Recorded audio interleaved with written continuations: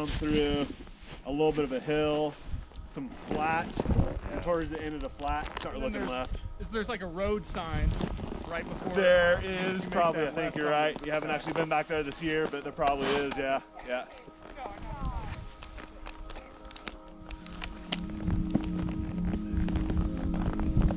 Should be decent now. Dude, it was nice earlier. Yeah, we hit it once. We went around earlier. We just didn't go down this way. We took that.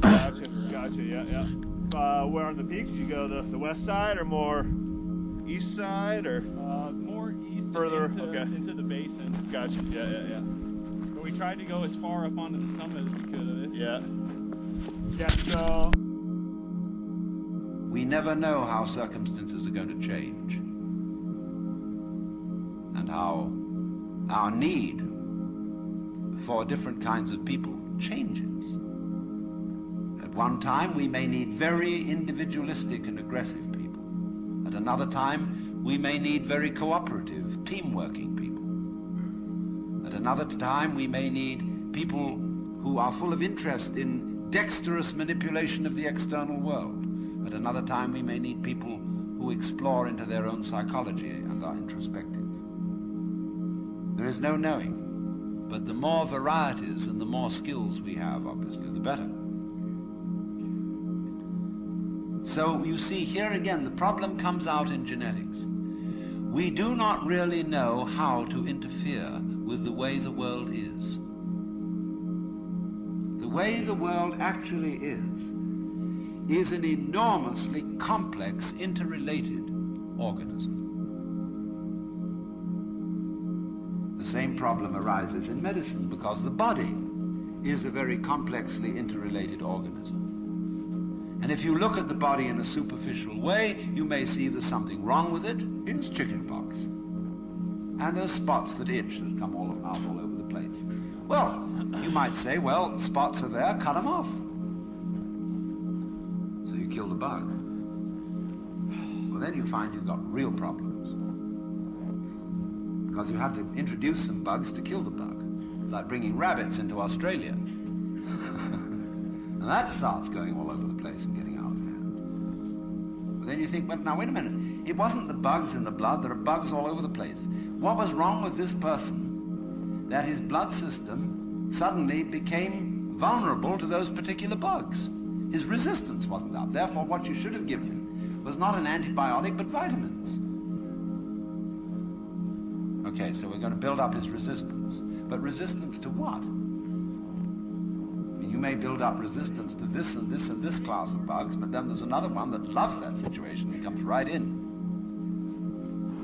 See, we always look at the human being medically in bits and pieces because we have heart specialists, lung specialists, bone specialists, nerve specialists, and so on. And they each see the human being from their point of view. There are a few generalists, but they realize the human body is so complicated that no one mind can understand it. And furthermore, supposing we do succeed in healing all these people of their diseases, what do we then do about the population problem? I mean, we've stopped cholera, the black bubonic plague, we're getting the better of tuberculosis, we may fix cancer and heart disease. Then what will people die of? Well, then let's go on living. There'll be enormous quantities of us. Then we have to fix this birth thing. Pills for everybody. Then we find what are the effects, the side effects of those pills? What are the psychological effects upon men and women of not breeding children in the usual way? We don't know. And what seems a good thing today, or yesterday, like DDT, turns out tomorrow to have been a disaster. What seemed in the moral and spiritual sphere too, like great virtues in times past, are easily seen today as hideous evils. Let's take, for example, the Inquisition. In its own day, among Catholics, the Holy Inquisition was regarded as we today regard the practice of psychiatry. You see, you feel that in curing a person of cancer, almost anything is justified. The most complex operations, the most weird surgery. People suspended for days and days on end on the end of tubes with X-ray penetration, burning.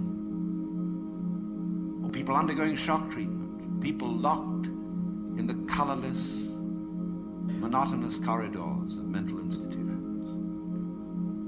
In all good faith, they knew that witchcraft and heresy were terrible things, awful plagues, imperiling people's souls forever and ever. So any means were justified to cure people of heresy. We don't change. We're doing the same thing today, but under different names. We can look back at those people and see how evil that was, but we can't see it in ourselves.